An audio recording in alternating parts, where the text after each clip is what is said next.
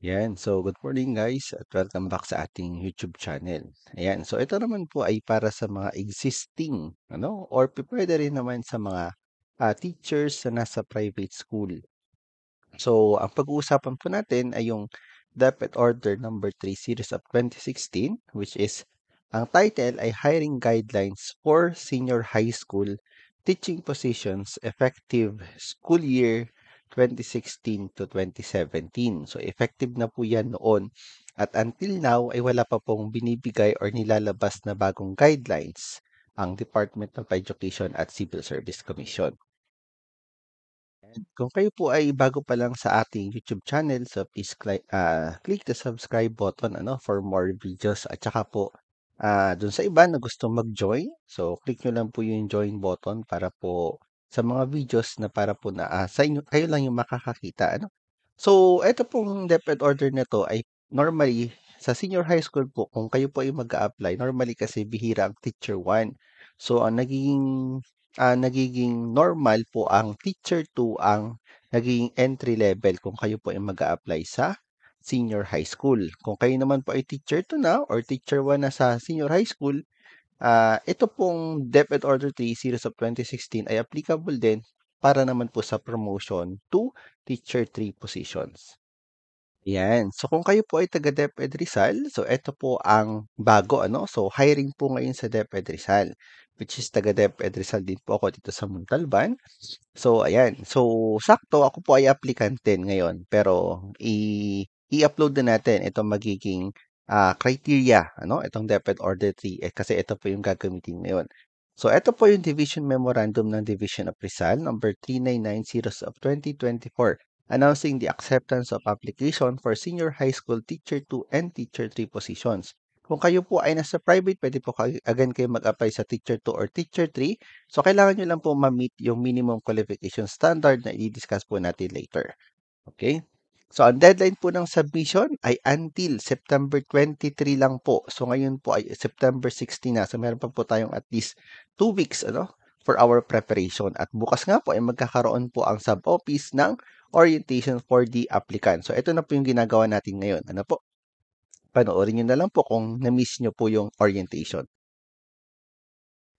Ayan, kung kayo po ay mag-a-apply, pwede naman po from private at saka from public, So, ito po yung minimum qualifications pagdating po sa academic track, katulad ng ABM, UMS at saka STEM. So, unang-una titingnan po yung education. So, dapat po yung education ay relevant po dun sa position na or sa strand na ina-apply nyo. And at least meron po kayong 12 units ng master's degree nakatulad din po or relevant din po siya dun sa inyong posisyon na ina-applyan. For example po, ako po ay nag-a-apply ng Teacher 3 ABM. So, ako po ay graduate ng BSN Entrepreneurship and graduating po ako ng MBA. So, relevant po siya. Then, at least meron po kayong 1 year experience pagdating sa teaching or kung walang teaching, at least po ay sa industry, For example, ako po ay nagtrabaho sa bangko. Yan. So, 1 year, at least 1 year experience lang okay na po yun for applying for the position of teacher 3. So at least meron din po kayong trainings na 4 hours. So napakadali po niyan. 4 hours, for example, computer literacy. 4 hours, madali lang po yan. At eligibility po, mas maganda kung kayo po ay graduate, kung kayo po ay pasado na ng LET. Kasi second priority lang po kapag hindi pasado. Lahat po ng pasado ng licensure examination, yun po yung pinaprioritize pagdating sa hiring.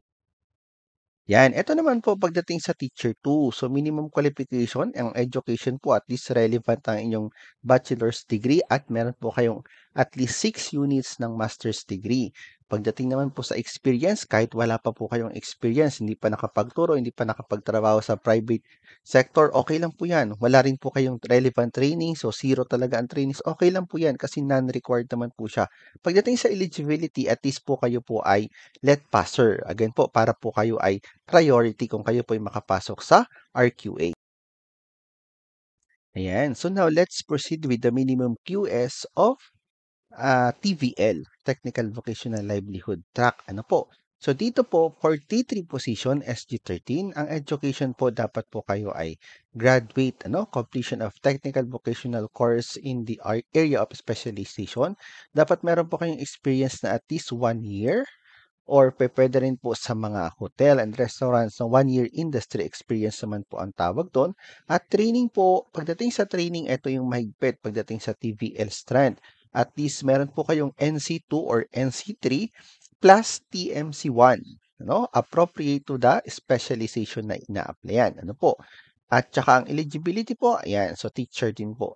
Para naman po sa teacher 2, so SG12, so dapat po ang education nyo po ay bachelor's degree, completion of technical vocational course in the area of specialization.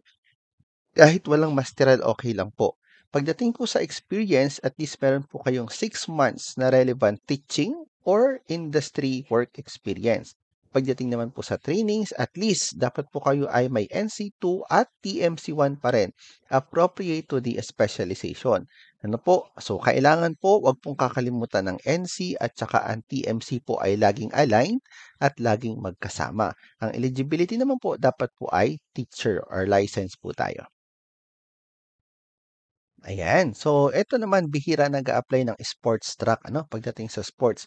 So, for teacher 3, SG13, ang education po at least ay bachelor's degree, ano, major in PE or physical education or sports. And then, meron po kayong at least 18 units of specialization, masteral. Ano po? And then, pagdating po sa experience, at least 2 years po ang relevant teaching. Mas madali ang teaching kaysa pagdating sa work experience ng sports. Ano po, sa trainings naman po at least ganun din, merong 4 hours. Ang eligibility po ay dapat license po tayo or pasado po tayo ng LET. Ano po? Sa teacher 2 naman, the SG12, so dapat po ang education nyo po ay bachelor's degree, so major po dun sa track. At meron po dapat tayong 15, at least 15 units of specialization or masteral. And then, at least 1 year experience lang. At sa training, ganon, 4 years. Pagdating sa eligibility, dapat po tayo ay license. Ano? Mas maganda pa kung mag-apply kayo ay license na. Kung hindi pa, unahin po muna natin yung licensure examination. Yan. At ang last ay ang arts and design. No? So, meron din po tayong opening. So, teacher 3, SG13, dapat po ang education nyo, bachelor's degree, majoring in fields under the track, or bachelor's degree plus 18 units of specialization in the subject area. So, dapat po at least meron kayong 18 units of master's degree. Pagdating sa experience, at least 2 years relevant teaching or industry experience. Pagdating naman sa training, at least 4 hours lang. Pagdating naman sa eligibility, yan. So, dapat po talaga a teacher or licensed professional teacher. For teacher 2 naman, ang pagkakaiba ng teacher 2, so graduate po tayo ng college, relevant to the track, at dapat po meron tayong at least 15 units ng masteral. No? 15 units lang. So, papakita nyo lang po yung TOR, registration form na kayo po ay meron ng at least 15 units. Pagdating sa experience, o 1 year lang po, mas mababa compared sa teacher 3. Ang trainings po ay the same 4 hours. Ang eligibility po ay the same as teacher. Ayan, as per Memo 399 ng Division of Rizal, so there are number of vacancies. So, number ng vacancies sa buong division ng Rizal, ang teacher 2 po ay 57, lahat na po yun ng tracks. At teacher 3 po ay 15 lang sa buong division ng Rizal na mayroon pong 13 districts. Ano po, at bawat districts ay iba-iba rin ang number ng schools. So, mapapansin nyo dito number 3, all interested applicants to the vacant position shall submit one hard copy. So, ayan po yung aking hard copy para makita nyo na po yung folder na meron pong tenga, ano? Documentary requirements to the sub-office of the school they intended to apply. So, for example, nasa school na po ako, papasok ko po yan sa sub-office. Then, accomplish the online application form and upload the scanned copy of documents submitted through the link. So, ayan po yung link until 5 p.m. September 23. So, lahat po ng documents ko na nasa folder na hard copy, yan po ay in-scan ko. Then, nag-fill up ako nitong link na nandito at yan po yung magiging, ito po yung link. Pag in-open nyo siya, yan, announcing the acceptance of application for senior high school. So, start nyo lang po yan. And then, i-upload nyo po yung inyong i-upload nyo po yung inyong files, ano? So, normally yan po ay naka-Google Drive. So, lahat po ng files nyo, ilagay nyo po sa Google Drive. Kasi pag nag-fill up kayo, ang ilalagay nyo lang naman po doon ay yung link ng inyong drive doon sa inyong pifill upan. So, share nyo lang po sa Rizal, ano? Sa email ng Rizal para po ma-view po nila yung inyong files. Ayan, kung kayo po ay may mga katanungan, so message lang po kayo sa akin or mag-comment lang po kayo sa baba, no? So don't forget na nakasubscribe po tayo. Again po, balikan po natin yung list of requirements na nabanggit ko kanina. So unang-una yung hard copy papasa sa sub-office until September 23. Pagkapasa sa sub-office, magsasubmit naman po tayo ng or mag-fill up po tayo ng link. At doon po, i-upload po natin yung soft copies ng ating mga MOBs. So again po, ito po yung nasa memo, memo number 3990 of 2024, mandatory requirement. So dapat po yung letter of intent. Nakalagay po kung saang school kayo mag-a-apply. Statement of purpose, ano po yung inyong position na ina-applyan. Subject per group, identified po dapat kung anong strand at preferred school, kung saan po yung school. Ganon din po, dapat po may naka-attach na PDS, no? PDS 212. So meron po tayong mga sample copies if you want. Just comment your email or fill up the link below this video para makuha nyo po yung mga sample files. Again, sample files lang po. Certified copy of voter, so sa inyo po yan. Notarized Bureau NBI, so sa inyo po yan. At Omnibus, yan, meron po tayong sample dito sa baba. Yan. So, additional requirements, no? All applicants, so dapat po meron kayong diploma, bachelor's degree. So, maliban po sa diploma, dapat po kayo ay merong TUR ng both college, no? Kung kayo po ay college TUR, diploma ng college, at don't forget po yung GWA ng college. Kung kayo naman po ay nag-CPE, yung TUR ng CPE, at saka po yung certification ng GWA, kasi kakailanganin po yan na mag-evaluate sa atin. Kung kayo po ay sa masteral, kayo po ay may 15 units or 18 units, certification po or TOR. Ano, makakakuha na po kayo ng TOR. So, ganun din po ang sa doctorate. Yan, may doctorate na rin po tayo. Certificate of Employment para po sa mga private sector, no? And then, para naman po sa mga existing na sa DepEd, yung ating service record. Yan. And then, photocopy ng PRC. Additional requirements, certificate issued by the University College, yung ating GWA. Oh, and then, certified photocopy ng ating ratings. Ayan. So, meron na po tayong ratings. Normally, ito yung PBET. Pero pwede na rin po yung ating ID. So, sa TVL, yung ating NC, at saka yung TMC, at yung certified photocopy ng Certification of Status Employment Service Record yan sa higher educational institution. Okay, so madali lang po yan. Meron po tayong samples sa baba. Ano po? And so sabi po sa DepEd memo, so failure to submit the hard copy of applicant's documents accomplish the online application form as specified above would be grounds for disqualification, no? Yan, so okay lang po yan. Alam na po natin yan. Yan. And then yung ano natin, Omnibus certification. So mas maganda po ang ipa-certify po natin ay yung ating Omnibus kaysa dun sa PDS. Kasi po dun sa PDS, dun sa Omnibus, lahat na po ng documents ay kasama na po dun. Ano?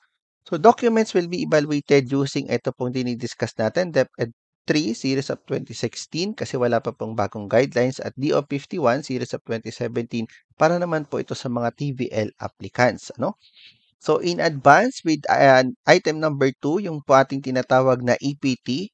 Ayan. So, meron pa po kasi kaming EPT last 2 years ago at ang validity po ng EPT ay 2 years. Mag-expire po siya sa amin ngayong September 30 kaya hopefully matapos po itong selection process before September 30 para po maging pasok pa yung aming EPT. Pero kung kayo po ay wala pang EPT, so i-cross out nyo na po yung EPT. Ano? So, 90 points na lang po yung pinaglalabanan natin kung wala po kayong EPT.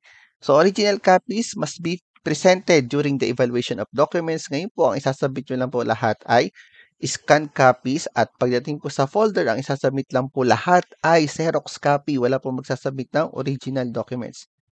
Ayan. So, deadline of submission, September 23, 5 p.m. only.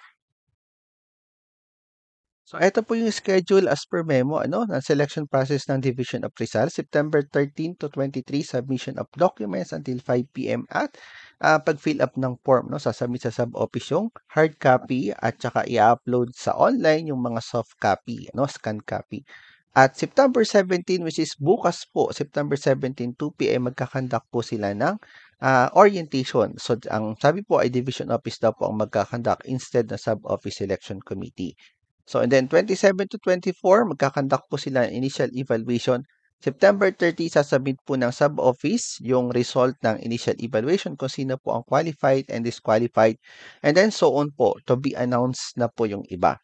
kung sino po ang qualified at saka disqualified. Yan. So may ma-receive po tayong email kung kayo po ay qualified. So congratulations kung kayo po ay disqualified. So nakalagay po doon kung bakit po kayo na disqualify. No? So normally yan sa letter of intent nagkakatalo. Ayan, so ito po talaga yung i-discuss natin ngayon, yung DepEd hiring guidelines, For DepEd number 03 series of 2016, ito po yung guidelines na nabanggit natin kanina for Teacher 2 and Teacher 3 habang wala pa pong nilalabas na bagong guidelines. So ako nga po pala si Joseph Valencia. Currently, I'm a Teacher 2 in San Jose Litec Senior High School. So ako po ay graduate ng MBA, LPT, CSC Professional and Sub-Professional Passer at saka malapit na rin mag-CAR pagdating sa doctorate, no? Yan. So, magkakasama po tayo sa pag-apply tomorrow, para sa orientation. Ayan. So, ito po yung importante. Hiring guidelines, yung DepEd Order 3 Series of 2016. So, dito po, ang i-discuss ko po muna dito, mapapansin niyo po, magkakaiba po yung pointing system. So, ito po yung criteria, education, teaching, specialized training, interview, English proficiency skills, portfolio at saka demonstration teaching. So, papakita ko po sa akin yung aking actual, So, pagdating po dito sa academic, so 20 points po tayo, yung UMS, ABM, at saka TVL. So, 20 points po ang ating hahabulin pagdating sa education. Sa trainings po ay 15, specialized training ay at 10, industry po natin ay 15. Ako po ay ABM specialized training ay 10, interview ay 15, EPT ay 10, portfolio outstanding accomplishment ay 10 at ang demonstration teaching po natin ay 20. So, iba naman po yung paglalabanan ng TVL, iba rin po yung paglalabanan ng arts at design at saka ng sports. So, again po, kung magkakaiba po tayo ng ina-apply na track, so hindi po tayo yung magkakalaban. Ano po? Yan. Yan, so bilisan po natin. So unahin po natin yung education. So again po, ako po ay nag-a-apply as ABM Teacher 3 position. So dito po yung mga naka-green yan po yung academic. So unang-una ako po ay may graduate ng BSN TREP sa MSc. So ang average ko po doon ay, ang GWA ko po ay 2.147 at ako po ay graduate din ng 18 units CPE.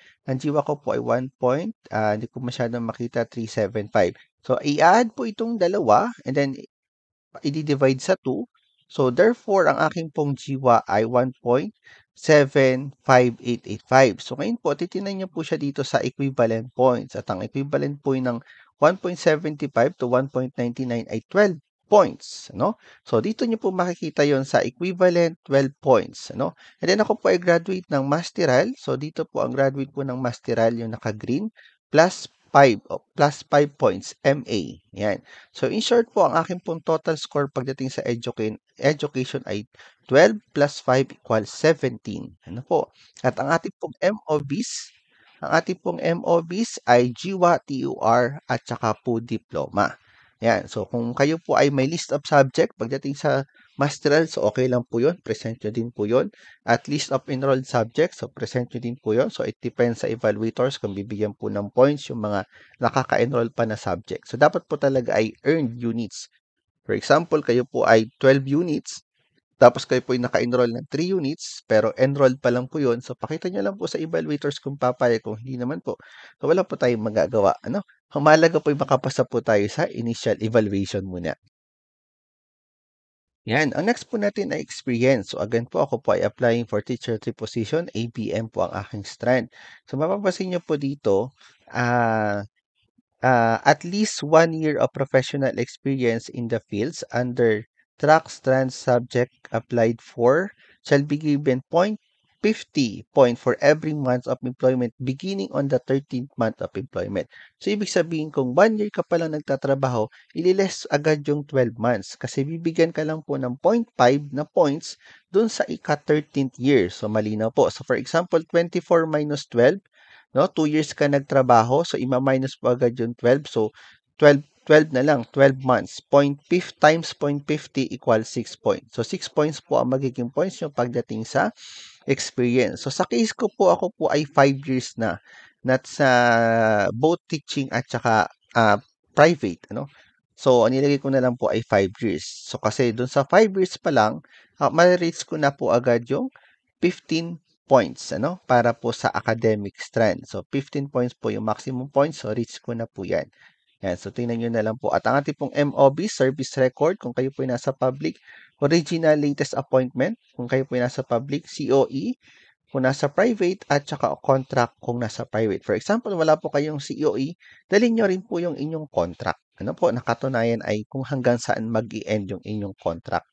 So, kahit po siya ay nag-end na, so okay lang po yan, dalhin nyo pa rin. Kasi every year po ang contract pagdating sa private. Yan, so the third one po ang specialized training. So unang-una sabi po dito sa DepEd 3 Series of 2016, so bibigyan po tayo in the assignment of points, 1 point shall be given for every training seminar for at least 2 days. So ibig sabihin 2 days lang po pataas. Kapag ang seminar nyo po ay 1 day, so hindi po siya mabibigyan ng points. At 2 points for every certification from a recognized association or guild. For example po kayo ay may NC. For example, ako po ay may NC3, bookkeeping. Ay, ang na-applyan ko po ay ABM. So, 2 points po yun. Kasi hindi po ako TVL. Pero kapag TVL, ito pong nasa baba ang pointing system. Kung ikaw po ay TVL at ikaw ay may NC3, so ilang points po kakaagad yun? 19 points. NC2, 19 points. Yan. Plus, kung kayo po ay may TMC, plus 3 points on top. So, in short, kung kayo po ay TVL applicant at kayo po ay qualified, maximum points 20 po kaagad yung marireceive nyo. Ayan. Pero kung kayo po ay sa academic, katulad ko, academic, at saka ang kailangan po natin ay at least 10 certificates na at least 2 days, either online or face-to-face po ang ating trainings. So, ang MOBs po natin, means of verification, certificate of participation, NC, National Certificate from TESDA, TMC, Trainers Methodology for TVL, at saka yung short courses, pwede po yan TESOL. Kung ilang, for example, ilang months, yan, may points po yan. Pakita nyo lang po. Pagdating po sa interview, letter D, so madali lang po naman ang interview. So, check lang naman po tayo. So, tatanungin po tayo about sa K-12, professional experience, instructional skills, so yan, and so on. So, 15 points po pagdating po sa academic strand. Yan. So, ako po, 15 points. So, previous interview, I got 15 points. So, check lang po nila kung 5, outstanding po kayo. 3, very satisfactory, at saka 1 point satisfactory. Yun lang po yung grading sa atin. So, normally, kung tatlo po yung mag-i-interview, so, i-add lang po nila yung score nilang lahat. At di-divide po sa 3 until ma-reach po yung 15 points. So, madali lang po yan. Ayan. So, nabanggit po kanina doon sa memorandum na kapag po kayo po ay walang EPT, so wala na pong EPT na ibibigay ngayon. So, zero na po agad tayo pagdating sa EPT. So, ako nga po, meron po akong EPT at ang validity po nito ay 2 years. So, hopefully so nag-exam po nagkaroon ng memo ng September 30, 2022 at ito po ay mag-expire ngayong September 30, 2024 yung validity. So, yan po. Yung aking result ng EPT last 2022, 6.222, hopefully ay makasama pa ngayon. Pero kung kayo po ay bago pa lang na mag-a-apply at wala pang EPT, again po, zero po tayo pagdating sa EPT. Nakalagay naman po yun sa memorandum. Ayan. So, ito naman po yung pinakamahirap sa iba. Pero madali lang naman po ito kunin. Ang letter effort, follow outstanding achievements. So, ito po pagdating sa ah, academic strand, ito po ay 10 points. Pagdating sa TVL, 10 points, arts and design 15, at saka sa sports 15. So ano po yung mga kailangan dito? Unang-una, para mag-get nyo po yung 10 points, so dapat po meron kayong published works, recognized innovations or accomplishments, meron po kayong research, meron pong awards, meron pong recognition, katulad ng speakership, exemplary performance, at saka work and academic papers. Ayan. So ngayon po, yan, kailangan po ay pag-publish work, dapat po may ISBN or ISSN, katulad ng mga article or action research. Kung kayo naman po ay naging speaker, so dapat po may certificate of recognition at saka with memorandum, invitation, at saka yung slide presentation. Kung kayo naman po ay may award, so dapat po ito ay hindi po katulad ng awards na best in performance or kayo po ay perfect attendance. So, hindi po pwede yun. Dapat po ay product siya ng isang search na kung saan kayo po ay may nakalaban sa pagdating dun sa award at kayo po ay nanalo. So, kapag national, so depende po, no? Kapag national, 5 points, 3 points, 3 points. Kapag national, international po yung kanina at saka national 2 points. Pagdating po sa subnational, katulad ng regional level, division level, district level at saka school level, yun po ay tigwa 1 point lang. Kung kayo po ay tatlo dun sa book or dun sa article na sumulat, so na na-publish nyo, divided by 3 po yun. Pero kung kayo po ay isa lang, so masosolo nyo po yung points na yun. Again po, para po ma-reach natin, kung kayo po ay academic, ang strand na ina-applyan, so dapat po at least meron tayong 10. No? At dyan, merong published work, meron pong recognition or innovations, approved and implemented. Kung kayo po ay na-awardan, yan. So, dapat po, pinagsama-sama po noon, ito po ay cumulative, dapat po ay makareach po tayo ng maximum points. Yan. Para naman po dun sa mga wala pang trainings, kasi nabanggit ko kanina, dapat at least 10 po yung ating trainings na at least 2 days each and then related po sa ating strand. Ano po? So, sa mga previous videos ko po, meron po kayong makikita dyan kung saan ko ina-avail yung mga ganyan. So, yun po ay magti-training po kayo online, then papadala po sa inyo yung certificate na meron po nilang dry seal at saka meron po nilang wet signature. Ano po? Check nyo lang po sa mga previous videos po natin para po mas makadagdag po yung pagdating sa ating portfolio at saka achievements, ano? Yung mga awards, ayan. Mga publication kung saan po ako nagpa-publish. So, pwede nyo po siyang i-avail provided meron po kayong mga research na kung saan doon nyo lang po siya ipapublish kasi medyo mura at saka medyo mabilis po yung publication nila. Yan. At ang last po nating criteria ay ang demo teaching. Pagdating po sa academic strand, so core subjects po, so 20 points po tayo dyan.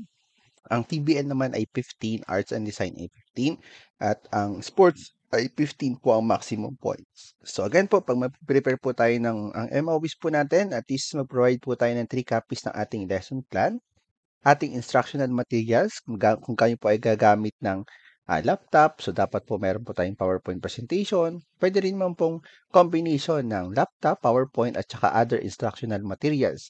So, para po tayo nagsi-COT lang dito. So, alam na po yan ng mga existing teachers, ganoon din naman po sa private school. So, alam na po natin yan. Yan, kung kayo po yung mga katanungan, so message nyo lang po sa aking YouTube channel or email nyo po ako or i-chat nyo po ako sa aking FB page. Yan, so kasama ko po dito, so ako po yung naging speaker na rin ng EdTech Training Center. So pwede po kayo mag-avail sa kanila ng mga trainings and seminars. So nag-avail din po ako sa kanya. No? Yung iba po sa kanila ay self-page, yung iba naman po ay online, live. Yan. So once again po, good luck po sa ating mga applicants sa Department of Education Division of Rizal. So sana po ay makuha po natin yung teacher 3 position. Doon naman po sa iba na gusto mag-apply sa DepEd. So sa senior high school, lalo na yung mga uniting lang, mga nag-units lang katulad ko, 18 units or nag-CPA lang. Yan, pwede po tayo sa senior high school as teacher 2 position. So again po, good luck po and hopefully nakapag-subscribe po kayo sa ating YouTube channel. Thank you so much.